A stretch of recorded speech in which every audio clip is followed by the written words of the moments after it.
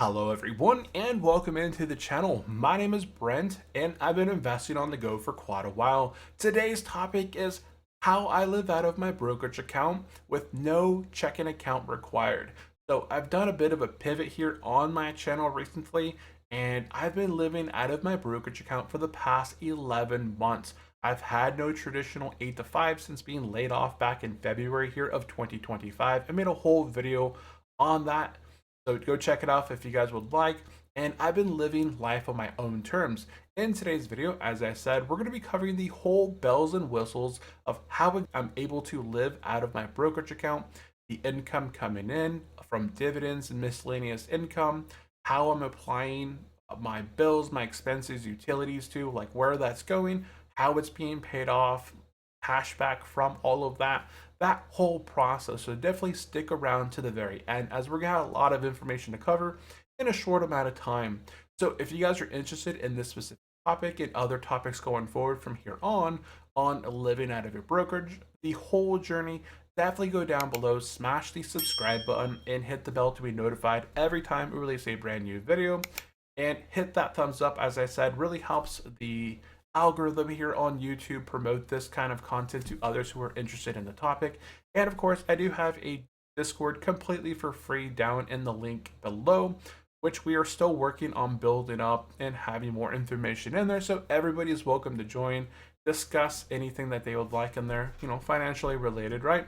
So let's go ahead and go into our command center from this specific topic. Also, quick disclaimer, this video here is for entertainment and educational purposes only. I am not a financial advisor or tax accountant, and nothing here should be taken as financial investment or tax advice. I'm simply sharing my investing journey and documenting my own results. And if you guys are interested in continuing and watching the journey long term, definitely go down below, subscribe. I would really appreciate it. Again, investing always carries risk and a loss, potential loss of principal. So always do your own research and reach out to a financial advisor if you want to make any sort of investment decisions. No returns are guaranteed. Okay, want to get that out of the way. So I've seen a lot of other individuals out there here on YouTube talking about the flow from their W-2 income going into their brokerage, how it's able to be invested, and then take dividends and reinvest those dividends in a drip-like manner. Whereas my style is a little bit different, right? My financial flow is that I'm actually living from my brokerage account without any other sources of W-2 income. I don't have a normal traditional job since back in February 2025. I was laid off from my tech position. And after being in tech for 20 years, I wanted to take a bit of a pivot and do something else, right? I had the options, which was great. Over the last 13, I got out of the military back in 2013. I had probably about $100,000 to my name, and I still had no actual house. I had no car. I had nothing because I ETS'd. I left the military after being stationed in Japan, and I moved back to the States after I got out. And when you get out of the military and you haven't ever really lived in the States, you have nothing. So I came back home, a little over $100,000 to my name. I was able to get a job, making about $15 an hour back in 2013. Then I got a car in order to get back and forth to my job, right? So I had to get that prior to getting my job. Then I was able to acquire a home right around October, September of 2013. And then it's been a slow progress over the last 12 years, moving from that position to where I am today, where as of February 2025, when I was laid off, I was able to test the FIRE route, right? The financial independence, retire early. Now, right now, this is still a testing phase. So you guys here watching this video are kind of part of that journey as well. So kind of going back to the financial flow, and I want to, if you guys have other questions or things in there that you guys would like to ask, definitely drop them down below. But let's go ahead and discuss the financial flow of living out of a brokerage account. So just for quick disclosure, I suppose, I use Fidelity as my primary individual brokerage account. I use the Fidelity credit card, and This is kind of the inflows of just within the ecosystem of Fidelity. So all of my daily expenses, all of my bills, all of our shopping, groceries, dentist trips, and all of that flows through my credit card. So every single thing that I can load on my credit card gets loaded on my Fidelity Visa credit card. Has a 2% cashback feature on there. So everything from the 1st to the 30th of the month gets loaded on this thing outside of two things, which I'm going to talk about here in just a minute. So it gets all put onto the credit card over at Fidelity. And then from my Fidelity account, we have a couple things that get directly removed, right? Our credit card gets paid directly from our Fidelity individual account. This is our brokerage account. It has a really cool feature. It has an account number and routing number. Plus, you can pay directly from your Fidelity account to pay off your credit card.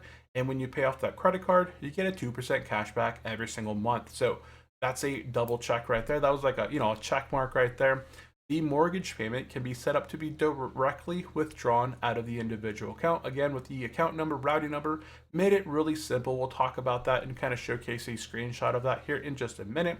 And then our car loan payment every single month also gets taken out of there. Now, I purchased my car back in 2013 when I was, moving back into the States. I paid it off within the first 5 years, and I haven't had a car payment since. But my wife and I recently upgraded her car from a small sedan to an SUV because of our children are getting, now we went from having no kids back in the past to having 2 kids who are growing rapidly and taking up more space. So we had to have a larger, safer car, and we're doing a lot more camping and trips to different places, especially with all the time that we have for ourselves. So we wanted some sort of vehicle to get back and forth safely and really good mileage. So she has a car payment that we've been paying for the last few years, and it has a few years left on it, but it's not like a ginormous amount. It's a sizable amount. So credit card, mortgage, car payment, all gets directly withdrawn out of our brokerage account. Now, every single month, depending on the investments that I'm invested in, I receive dividends and interest and cashback and other miscellaneous income that all flows into my brokerage account. And then, as I stated, the credit card, mortgage payment, car payment all gets paid off. And then any sort of excess gets reinvested back into the funds that I'm currently invested in, or if I have other options to invest in, I can do that. And then this keeps everything. I still keep my initial holdings.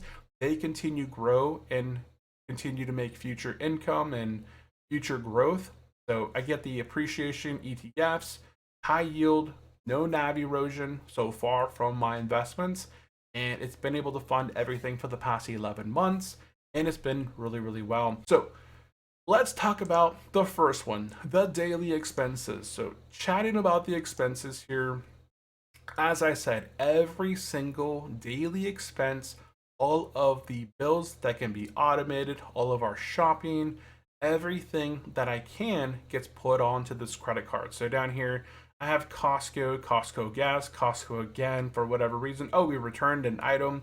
I go to Trader Joe's, I make a shopping list of items that I need to buy at Costco, at Trader Joe's, at Walmart, for example, sometimes, or sometimes we go out to go to Office Depot to print some items out. So we go to Trader Joe's and Costco primarily every Sunday, and then all of my automated bills and stuff are added onto my credit card every month. And everything just kind of goes on there. So there's our inflow of the expenses into that credit card. Now, at the end of the month, this is where the brokerage stuff kind of happens. So I know I kind of smashed this all here into one single screen here, but there's a lot of information. Let's go ahead and cover it really quickly.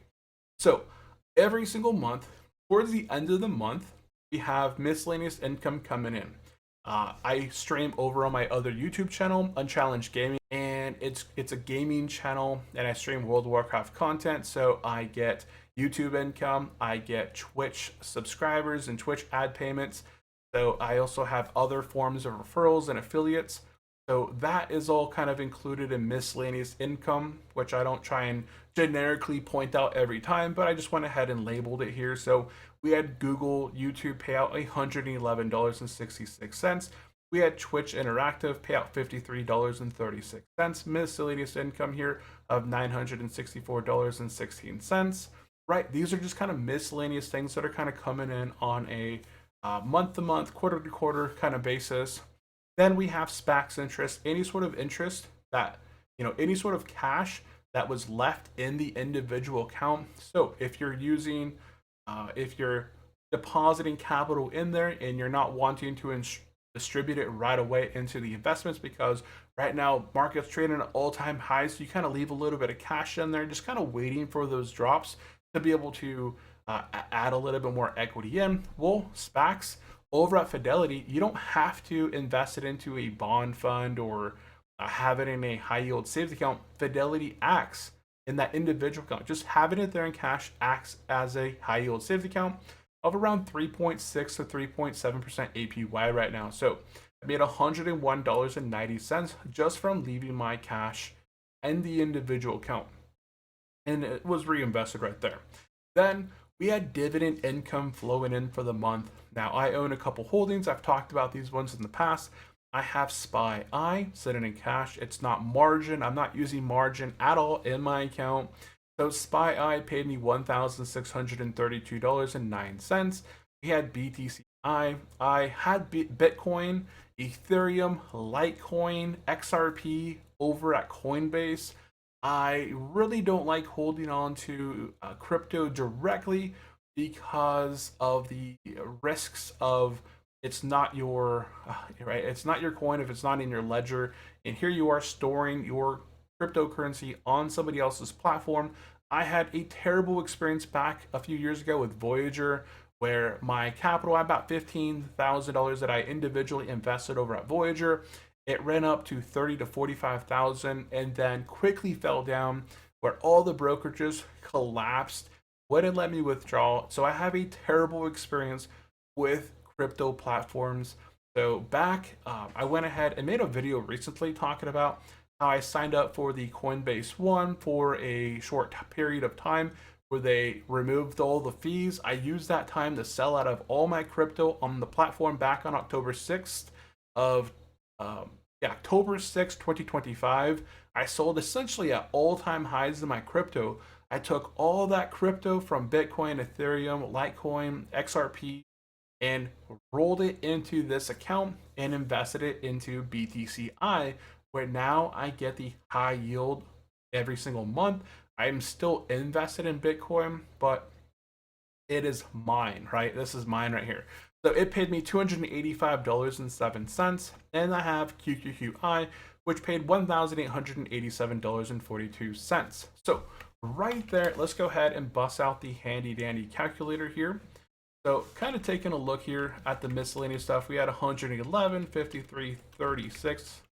We had 964, 16, 101, 90. We had 163209, 28507, 1887.42. And if you notice right here at the top, we also had a direct deposit from our Elance card. That is the Fidelity 2% cashback card. Every single month, I pay it down all the way back down to zero because every single month I have all my dividends that are rolling in at the end of the month. Like all my income comes in towards the end of the month. My credit card statement closes at the 3rd of December. And then I just begin, or it closes on the 3rd or 5th, right? So I just begin to pay it down right away. So here is that $55 this month and 47 cents. So all in total for the month of month of November 2025, this account created $5,091.13 from just the miscellaneous stuff. Now, what did I do with this $5,100? Well, my mortgage was paid off. I paid $1,648.36 towards my mortgage. That got directly withdrawn, easy peasy, out of there. Right, my balance dropped down to 3,290, and then we had the credit card payoffs. I didn't estimate the credit card the correct amount. So I had to do two credit card payments down here, but you can kind of see them down here towards the bottom. Back on December, oh yeah, see, you can see here my payment is due by December 3rd, 2025, and we went ahead and paid two payments there, 1,918, $213.19 back on the 2nd of December. So as soon as, and you can see here my minimum payment is due, remaining balance is zero, right? I paid my balance down to zero every single month. That is the most important thing that I can do, is pay my balance down to zero, because I do not want to be carrying any sort of credit card debt, because credit card debt is usually anywhere from 20 to 30% APY, and that can quickly destroy any sort of returns that you have in the market. So any sort of credit card debt, paying down that immediately, right? Okay, so got that out of the way. So we got our credit cards paid off, and we still have $1,214.55. Now, I still have a car payment that goes out of here, which is around $520 every month, but that's going to leave us at the end with roughly $700 remaining within this account. And any capital that, again, is left in the account, if it's not used in the market, it still makes interest every single month. And I'm going to make some sort of SPACs interest again next month. It might be a little bit smaller than this, because during the mid-month I sold out. I made a whole video how I sold out of SPY QQQI during a down day. The market bled out roughly $11,000. I was able to negate about $8,000 of loss, bought back in at lows, recaptured much more shares, and recaptured the equity on the way up, right? The capital appreciation.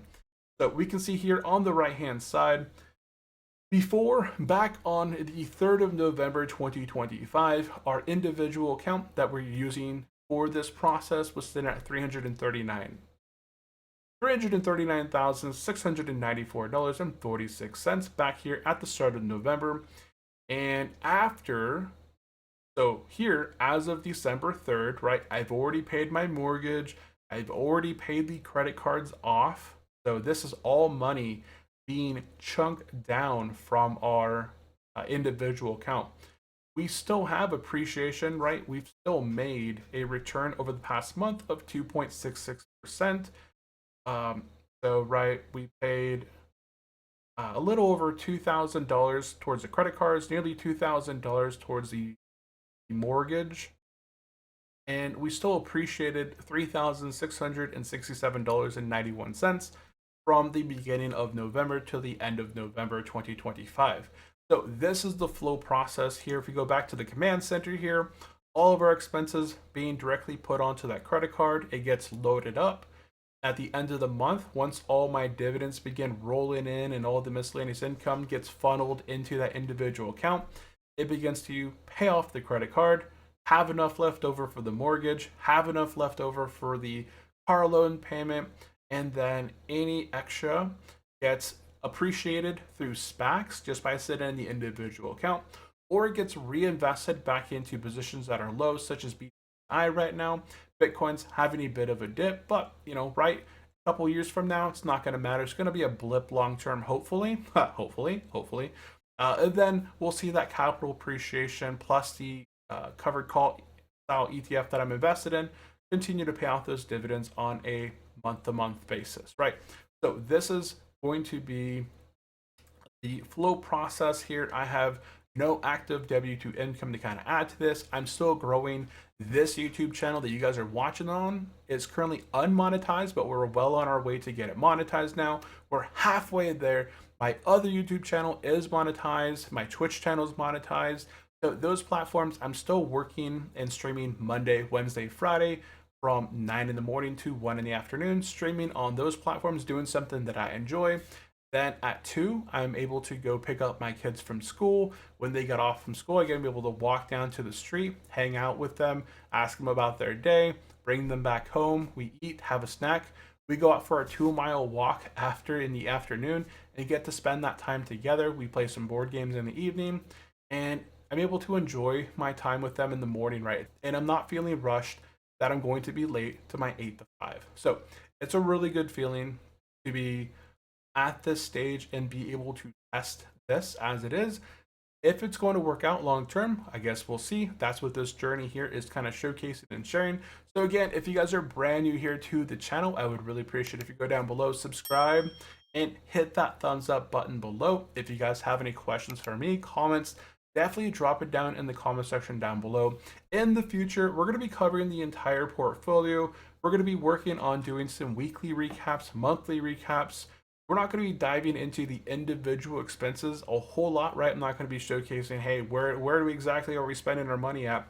But we'll go ahead and be covering a budget that showcases the specific individual sectors that I'm spending money into, such as like groceries, mortgages, right? I have my real estate business as well. That's not even attached to this specific inflow. I have capital inflowing from that every single month, but it pays down mortgages, it's reinvested into the business, and it has its own ecosystem as well. And sometimes I may pay myself part, from that ecosystem if need be. But right now, this platform in itself is able to sustain itself and have capital remaining on a month-to-month basis to reinvest back into itself, growing even larger. And this process right here, as I'm kind of showcasing as we talk about, is only 30% of my total net worth. So it's not taken away from my growth. I still have a good amount of my portfolio is invested in growth, and the majority of my portfolio is real estate, physical real estate. So this is being done with a percentage that I'm comfortable with doing, right? So guys, that is going to be it for today's video. Once again, if you guys have any comments or questions for me, drop them down in the comment section down below. Really appreciate if you guys go down, subscribe, hit that thumbs up, and I will see you guys in the next one. Bye-bye.